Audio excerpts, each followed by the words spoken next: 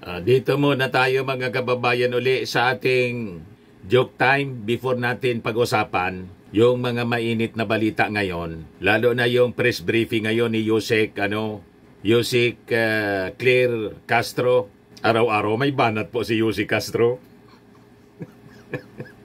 Pati si Senate President Chis Escudero nahagip. May statement kasi si Chis Escudero na patawarin na lang anya natin yan kasi bago lang, excited anya siguro. Sabi ni Yusek Castro, araw-araw man anya sa buhay ko, lagi akong excited. So palpal. Ngayon, si J. Ruiz na-interview ng mainstream media kasi siniraan po si J. Ruiz ng bagong secretary ng Presidential Communications Office. Left and right ang paninira po ng mga DDS. So, mamaya mga kababayan, yun ang pag-usapan natin. Pero relax lang tayo. Dito muna tayo mga kababayan sa Joke Time. Padala ni Anastasio AC Bang, Private Security Guard at AEI Subway Project. Nagkita yung dalawang estudyante mga kababayan sa isang kolehiyo sa Maynila. Yung dalawa taga-probinsya to. Yung isa taga Davao, yung isa taga Ilocos Norte. Nagyayabangan yung dalawa. Sabi ng taga Davao, alam mo anya, doon sa amin ang may pinakamalakas na bagyo. Sabi ng taga Ilocos, bakit mo naman anya nasabi? Sabi ng taga Davao, kapag bumabagyoan niya sa amin, yung sinag ng flashlight, sa sobrang lakas ng hangin, natatangay. Yung sinag ng flashlight, natatangay po, papunta doon sa direksyon ng hangin.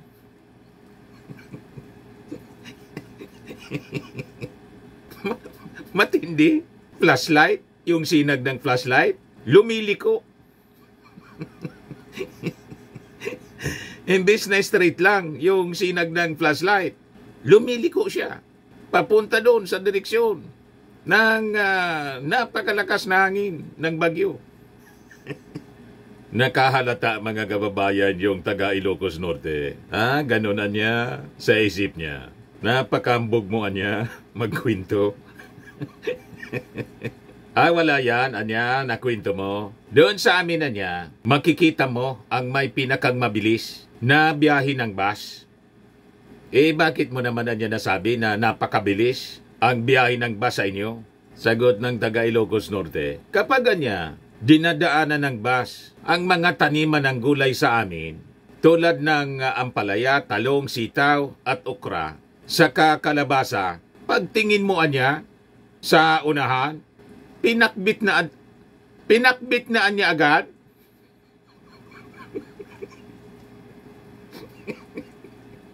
Ang galing po. Dumaan lang yung bus sa gulayan. Pagtingin mo sa unahan, pinakbit na.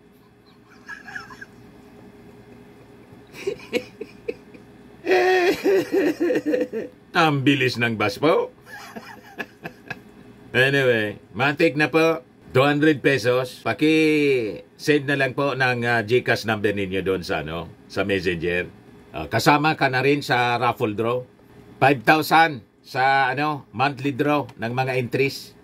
Dito na tayo mga kababayan sa ating seryosong topic. Ngayon, sabi po ni PCO, Acting Secretary J. Ruiz, iniisip niya na magkaroon na po ng finally, social media regulation para malabanan po ang matinding pagpapakalat ng fake news. Yung latest lang po, binugbog daw yung First Lady po ni PBBM. Kasi yung mata, mga kababayan, kaya doon sila katindi magpakalat ng fake news. Yang totoo po, allergic reaction. Pero yung mga person attacks mga kababayan sa First Family, sanay na sila dyan. Kaya lang po, kung ang nakataya na ang national security natin, ibang usapan na po. Lalo karamihan sa mga nagpapakalat nito, itong mga DDS vloggers, na ang sinusuportahan nila mga kababayan na idol, ay mismong factory ng fake news, sabi ni executive, one-man factory ng fake news. Sabi ni Executive Secretary Lucas Bersamin. At alaman naman natin po kung saan nakakiling China. Nang objective po ng China, guluhin tayo dito sa ating bansa because of their interest sa West Philippine Sea. Yung latest nga po sa West Philippine Sea fake news, ang pinakalat po, yung Palawan, inaangkin na po, yung buong probinsya ng Palawan. Imagine that. Kaya sabi rito, PCE Malls, social media regulation para labanan po ang pagkalat ng fake news. Sabi po ni Acting Secretary J. Ruiz. Sabi niya, pinag-aaralan natin. Yan na sana magkaroon kahit papano, lalo na dun sa mabibigat na issue. As I've said, a lie told 1,000 times drowns out the truth. Lalo kung organized mga kababayan itong mga fake news peddlers, mga troll farms. At may vested interest po ang mga nasa likod. Hindi para po sa kapakanan ng ating bansa, kundi para sirain po ang gobyerno at itiktok over ng mga pro-China agents. Yun ang masaklap mga kababayan. Kaya panahon na natuldukan ito. Ito yung rason kung bakit si J. Ruiz at saka si Jose Claire Castro ang nilagay ng ating Pangulong Bongbong Marcos. Sabi niya, sobra na eh. Walang nagre-regulate. Sa movie niya yung MTRCB. May nagre-regulate. Sa radyo, may nagre-regulate yung KBP. Sa TV. So bakit natin pinabayaan na puro fake news ang lumalabas sa online natin? Tama ba yon? So ang punto lang dito, sabi niya, kailangan kung vlogger ka man, social media influencer ka man, tanggap mo na dapat ang iyong responsibility, greater responsibility to the public. Yan mga kababayan ang sabi ng veteran journalist na si J. Ruiz. So tama naman po, sa pagkausap po ng social media, kung sino-sino na lang po, naging political analyst,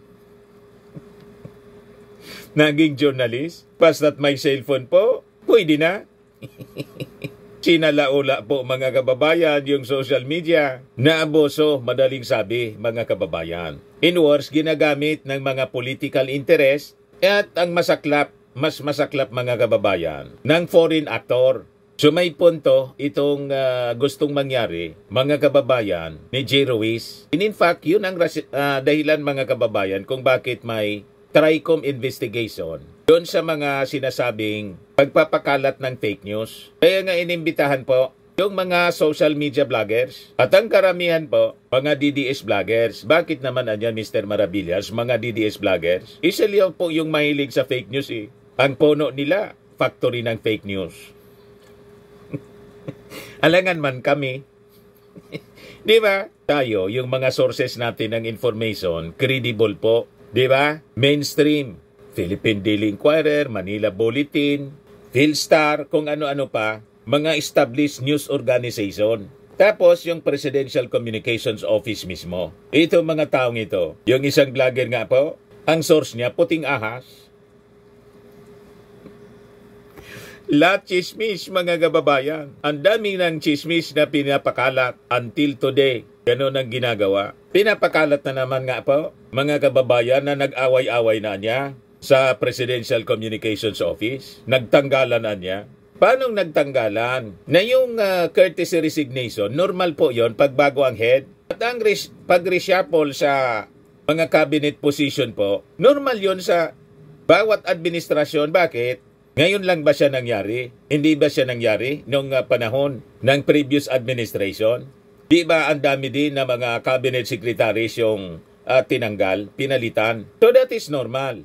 Kung ano-ano po ang pinapakalat nila. Ito nga, may isa rito, sabi niya, parang nanalo sa loto, PCS Uluto, swerting-swerte, J. Ruiz panalo sa 206 milyong kontrata ng Digital 8 bago may talaga bilang PCO Secretary. Ganon katindi mga kababayan. O ngayon, itong mga pinapakalat nila na may mali siyang mga kwento laban kay J. Ruiz, pinaliwanag na po ng Presidential Communications Office. Yan po. Report ito ng Philippine Daily Inquirer. Sabi ng Palasyo Malacanang, Ruiz follows legal steps to divest 206 million PCSO shares. Newly installed Presidential Communications Office Secretary J. Ruiz is now in the process of divesting his supposed 206 million worth of contracts from another government agency. Sabi po ni PCO Undersecretary Claire Castro. In a palace briefing, Castro was asked whether Ruiz started divesting his 206 million contracts from the Philippine Charity Sweepstakes Office in the last quarter of 2024 or months prior to his appointments as PCO chief. So madaling sabi mga kababayan, before pa man siya na naging PCO secretary, may karapatan naman po, sabi ni Yossi Castro, na maghanap buhay yung tao. Anyway, hindi pa man siya connected sa PCO. Ngayon pa man lang, wala ba tayo karapatan na maghanap buhay, mangontrata sa gobyerno? Di ba mayroon? O ngayon, na-appoint siya, dinadivest niya po in the process of divesting. Ayan ang batas naman po natin ay allowed po na mag-divest ng shares or interest sa anumang kumpanyang pag-ari niya within 60 days from the time na siya ay nag-assume ng posisyon. So iyan po ang yan po ay parating na po at alam naman po niya yung batas at lahat po naman ng gagawin natin dito ay dapat naayon sa batas. Paliwanag po ni Castro. Binigyan ng mali siya? Yung tanong po, yung mga dating opisyal ng previous administration, before na na-appoint sa posisyon, tanong, wala din ba silang mga transaksyon sa gobyerno? Di ba marami din na may mga transaksyon dati sa gobyerno? O di ba? Kasi karapatan yan ng bawat Pilipino na maghanap buhay. Ngayon, na parte ka na ng gobyerno, may batas na sumasaklaw. Ito yung pinapaliwanag. Mga kababayan ni Yossi Castro, binigyan naman po ng mali siya para daw tumama sa sweepstakes. Ito yung press briefing, mga kababayan. Natanong dito yan sa press briefing ni Yossi Castro. Ma'am, may we just get your quick reaction sa recent pronouncement ni former spokesman Harry Roque na kahit gaano kakagaling na salesman, kung hindi maganda ang produkto, mahihirapan kang ibenta. Good luck daw po sa inyo ni Secretary J. Ruiz. Naniniwala po talaga kami na mahirap ibenta ang bulok o masamang produkto. Mahirap po talagang ibenta kapag ang ibinebenta mo, kailangan mo pang linisin ang mga sinasabi. Patama na naman po. Mahirap ibenta ang mga tao na ang lagi nababanggit ay joke lamang yan. Hindi po kami salesman dito. Kami po ay messenger. Correct. Ang salesman po kasi kailangan na maganda ang bukadura mo. Kailangan na ibenta kahit na minsan ay hindi totoo yung mga sinasabi mo para lang mabenta ang isang tao o isang produkto. Correct. Okay. Sa amin po, messenger kami, hindi po kami nagbebenta ng Pangulo o ng gobyerno. Pinapakita lamang po namin at inilalahad namin kung ano ang maaaring makuha ng taong bayan sa ating gobyerno, kung anong pwedeng itulong ng ating gobyerno sa taong bayan. So hindi po kami salesman, kami po ay messenger. Ma'am, sapol po yung isa sa mga nagbibenta ng fake news, galing po doon sa pabrika. Si Harry Roque. Tama po yung sagot. Brilliant answer ni Yossi Castro. Ang PCO po, hindi salesman. Para pabanguhin, ibenta yung ating Pangulo. Hindi man kailangan. Messenger po.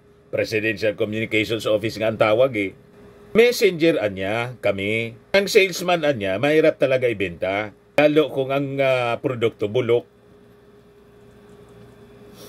Si Sara po, ang hirap ibenta. Paano mo ibibenta po? Kaya ang ginawa ni Sara, self-destruction. Hirap na hirap sila kung paano idepensa yung pagbabanta. At yung pag-imagine na pugutan ng ulo yung ating Pangulo. You see, ibahin ninyo ang administrasyon. Hindi kailangang ibenta. Kasi kitang-kita po ang maayos na pamamalakad po. Ang ginagawa ngayon ay yung kalat ni Digong po na ginawa during his term, nililinis ngayon ng ating gobyerno. Yan po ang malinaw niya. Balikan natin si Yusek Castro. Cum laude pala to sa UST. Another matter lang po. Meron pong report na isang media company kung saan isa sa co-founder si Jay Ruiz ang nakakuha ng 206 million na halaga ng kontrata mula sa PCSO. Ilang buwan bago po siya maging PCO secretary. Hindi pa po ba nagda-divest si Secretary Jay? Meron, ang batas naman po natin ay allowed po, no, mag-divest ng shares or interest sa anumang kumpanya na pag-aari niya within 60 days from the time na siya ay nag-assume ng position. So, yan po ay parating na po at alam naman po niya yung batas at lahat po naman ng gagawin natin dito ay dapat naaayon sa batas. Thank you, ma'am. Lay Perdilla, PTV4. Good morning po, Yusek. Senate President Cheese Escudero refused to comment on your opinion how to fast-track Vice President Sara Duterte's impeachment trial. Ang sabi niya po, patawarin na lang natin siya bago pa excited pa. Your reaction po. Yes, opo, masaya pa po ako na nadinig natin dyan kahit hindi pa po tayo nagkakasala. At hindi ko pa po alam kung ano yung nagawa nating mali. Patatawarin niya na tayo. Maganda pong gesture po yan. At kung sinabi po niya, excited po ako, aminado po ako. Excited ako. Excited ako every second of my life. Hindi lamang ngayon, sa araw-araw ay dapat maging excited. Lahat po tayo, lalong-lalo na po, yung mga taga-gobyerno, dahil meron po tayong task o obligasyon na dapat gawin para sa taong bayan at para sa bansa.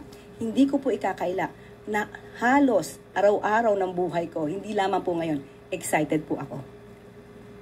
Supalpal si Cheese Escudero kay Yusek, Yusek Claire Castro. Kulang na lang sabihin ni Yusek na sana ganun din kayo, Senate President Cheese Escudero, ka-excited sa inyo pong trabaho. Lalo na ngayon, may nakapinding na impeachment kay Sara Duterte. Pero ang tagal ng aksyon.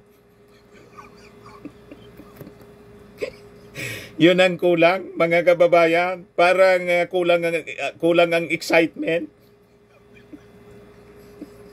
Di ba? Yung mga prosecutors pa naman, House Prosecutor, excited ng masyado na simula ng impeachment trial. Kaya nga sigang papresko ng Congress.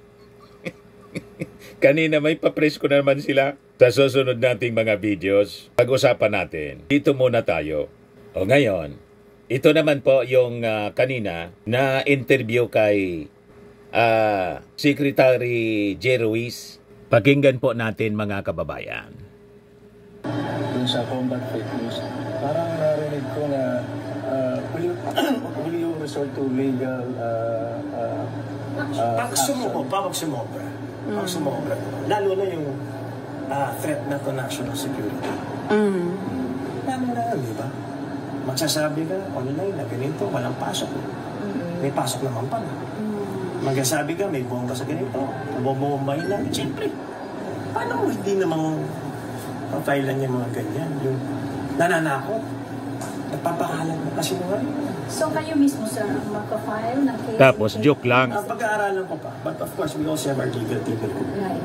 na that will take care of that. If in case sumobra, hindi ko naman sinasabi yung maliliit naman. Pero may punto lang dito, kailangan, kung vlogger ka man, social media influencer ka man, tanggap mo nila at may responsibility, a greater responsibility to the public. And yung boundaries. Diba? Siyempre, actually, that's one of the reasons why nainganyo mo.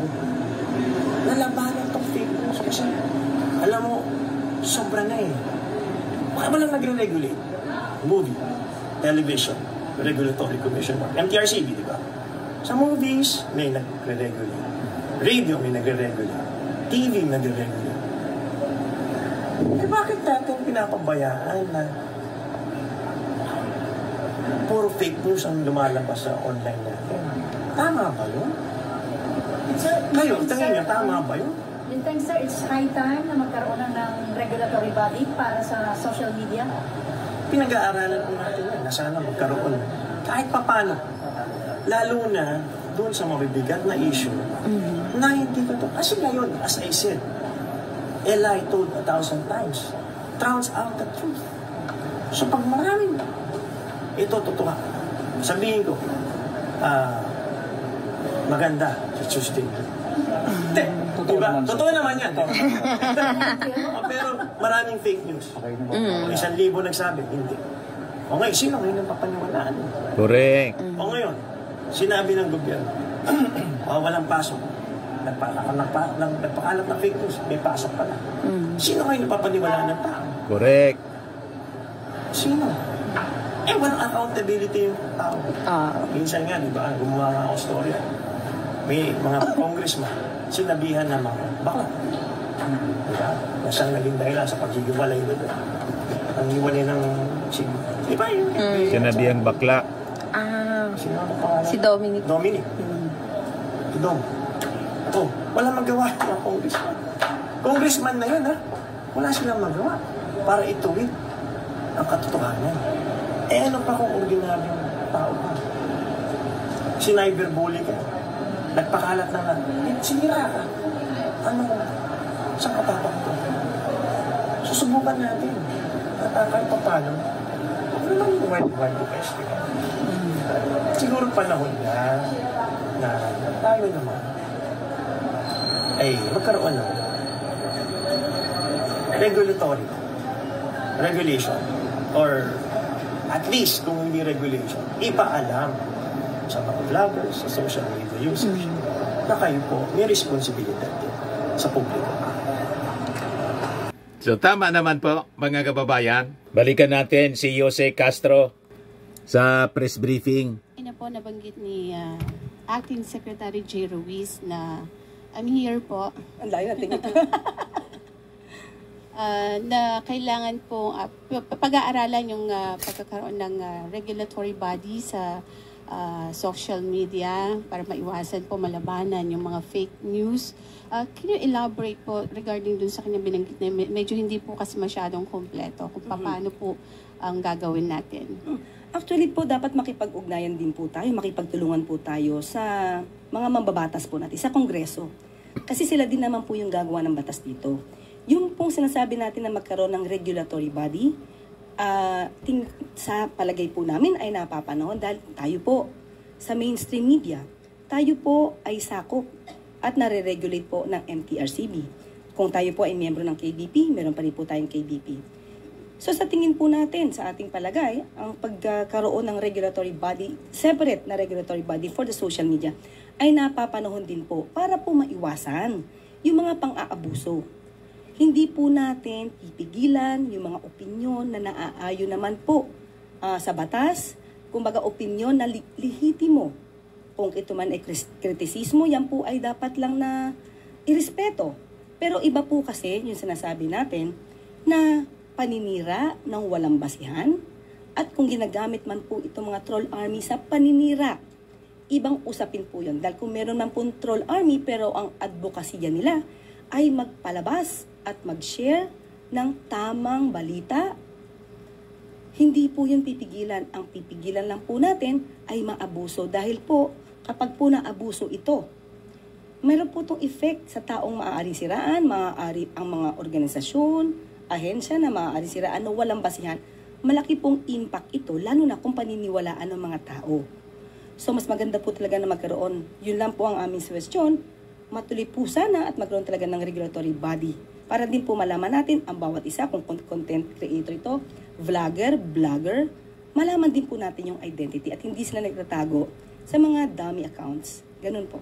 Sa tingin niyo po yung ginagawang hearing ngayon ng Quadcom ba yun or Tri-Committee sa Kamara, tamang-tama para maipurso po itong pagkakaroon ng regulatory body kung sabi nyo nga kailangan dumaan sa paggawa ng batas? Opo, napapanahon po ito dahil hindi na po biro yung mga ginagawa po ng mga troll armies. Sabi nga po natin, kapag ka po kasi binabayaran lang ang mga tao para magsalita ng paninira ng walang basihan, hindi po yun freedom of expression. Kasi binubulungan lang sila ng taong nagpapasweldo o nagbabayad sa kanila. So kakaiba po yun sa tinatawag nating freedom of expression. Ma'am, ano lang po, since medyo baka matagalan pa po kung magkaroon ng batas, hintayin natin. Ano po yung mga immediate ng mga plano ng PCO para malabanan ito? At meron na po ba tayong mga ebidensya, mga documented na magpapatotoong itong mga vloggers na itong particular na lumalabas sa document, talaga pong mga troll armies ito, mga fake news lamang yung kanilang ginagawa at sinasabi? Actually, syempre po, bago po tayo magbintang, alam naman natin, we have to presume them innocent until proven guilty. So, ang bawat isa po, kumbaga, i-verify muna po yan bago sa atin sabihin, ay, parte ka ng troll army. Kasi wala pa po tayong batas patungkol sa sinasabing troll army. Ito lang ay mere description kung paano yung kanilang ginagawa. So, pagka po na-verify, let's say po, tayo nagsasalita dito, at sandamakmak na po ang kumakalaban, at nagpapakita at nagba-viral na mali. Mapapansin niyo po, kahit yung ibang mga organisasyon ay nagpa-fact check. So kung kakayanin po ng ibang mga pribadong ahensya or korporasyon na magkaroon at magsagawa ng fact checking, ganun din po ang gagawin ng PCO. Pipilitin po nating maayos po yan at isagawa na maayos. So far po wala pa kayong na-verify na masabi na ito talaga ay nagpapakalat ng fake news, troll army po itong mga ito? Wala pa po in particular, pero inaaral na po namin, kaya po yung mga ibang mga sinasabi nating fake news ay atin pong sinasagot hanggat sa makakaya natin. So hindi naman din po kayong kabilang doon sa mga masasabing nagpapakalat din ng fake news, since wala naman po palang mga verified batayan yung inyong mga sinasabi? Ganito po yan. Pag sinabi po nating fake news, alam niyo po na meron na kayong naging basihan. Fake news, alam na natin kasi may dokumento. Halimbawa, sinabi ko po, si Miss Pia ay dalaga. When in fact, there's a record na she's married. So, sinabi ko, dalaga yan. Is that fake news? Of course, kasi may batayan. So, bago naman po namin sabihin na fake news, dapat meron po kaming batayan. Correct. Very good. Thank you po. Evelyn Quiroz, Pilipino. Ito po ang pinaka-klaradong example ng fake news. Oh. Yan o. Inedit pa to. Ginawa pang tabingi yung muka ng First Lady. Malinaw po yung paliwanag ni Sandro Marcos. Allergic reaction. Pakinggan natin uli. Extend my deepest one for being extremely underdressed. I was just told about 20 minutes ago that I would be taking the place of the First Lady. But first of all, I would like to give and extend her heartfelt apologies. The First Lady woke up this morning. She had a very adverse allergic reaction. So she looks like she got into a fight with Manny Pacquiao. So I'm showing herself today. But rest assured, she wanted to send me as somewhat of a symbol to show how supportive we are of this incredible program and the awardees that are in it. So kailangan na talaga natuldukan ng pagpapakalat nito na mga grupong ito, mga kababayan, ng fake news. Ito yung totoong report, mga kababayan, published by abogado.com.ph. Lisa Marcos says she had eye allergies during Pasig River project launch. Ayan ba? Sabi dyan, photos of the First Lady with the puffy eyes made the rounds of social media over the weekend, prompting netizens to speculate over the cause. Just when I thought it could not get worse, I slipped on the pavement and landed hard on my left side. Ouch! Araneta Marcos, an abogada, said na kwan pala po, nadulas at nagka-allergic reactions na. Siguro sa application ng gamot. So, ganon. Yan, sabi niya. Lisa Marcos says she had eye allergies during Pasig River project launch. Yan, sabi rito sa Abogado Story. Abogado.com.ph. Sabi diyan, in a post on her Instagram account, she shared that on February 27, the launch of the third phase of the Pasig Bigyang Buhay Muli project at Plaza de Armas in Fort Santiago, she woke up with terrible eye allergies and even missed the awarding of the 10 outstanding young men in Malacanang that morning. So sabi niya sa kanyang post, just when I thought it could not get worse, Anya, I slipped on the pavement and landed hard on my left side. Ouch! May allergy na siya na nadulas pa sa pavement at lalong lumala You see, tumama pa yung left side niya. Kasi nga, may allergic reaction na siya. Pagising niya, tawag dito niyan sa amin, nasigyapot pa, biglang nadulas. So ganon, lalong lumala. Pero tingnan ninyo, pumunta pa rin siya, mga kababayan, kasi project niya yon, pagpaganda sa Pasig River. Napakaganda na po. Yan sabi ni First Lady, let's keep working together to bring Pasig River back to life. Sama-sama nating bigyang buhay muli ang Ilog Pasig. Biniktima pa ng fake news. Ginawa ng kwento na binugbog ni PBBM. Ganon kalala mga kababayan ang kwentong fake news. Matinding paninira po sa reputasyon ng ating Pangulong Bongbong Marcos. Pilit ninyong itinutulad kay Sara Duterte yung ating Pangulo. Malabo po, naturuan ng tama ng magulang ang ating Pangulong Bongbong Marcos. Hindi po siya violenting tao. May nahon siya. Si Sara Duterte talagang nambubugbog yun. Proud pa siya. Di ba? Mahilig pang magbanta tulad ng tatay. Proud pa pati yung mga supporters. Huwag kami mga DDS. At itong ating programa mga kababayan, atid sa inyo nitong ating mga sponsors. Fairmax Firming and Lifting Cream. Pinapay po sa mga pulses in affected area. Mainam po ito sa mga pains at paninigas ng mga kaso-kasuan. Ito sa mukha naman yung application, anti-aging, Automax po siya. Ito ay Glow 60 mga kababayan. Whitening po siya. Made in South Korea. Ito naman po, Nengxia Red Mix Fruit Drink. Gawa po siya sa goji berry. May anti-cancer properties po siya. At sa mga naghanap po ng malinis and spacious fitness gym, pumunta lang po kayo sa aming Colossal Fitness Gym. May Grab Car Rental din po kami. At bills payment po sa aming office. At saka sa mga mahilig po sa mga imported bags, manood po kayo sa live selling ni Madam Aileen Rosales sa kanyang Aileen Closet po. Pati mga shoes, ito yung kanya po. Ito yung kanyang page.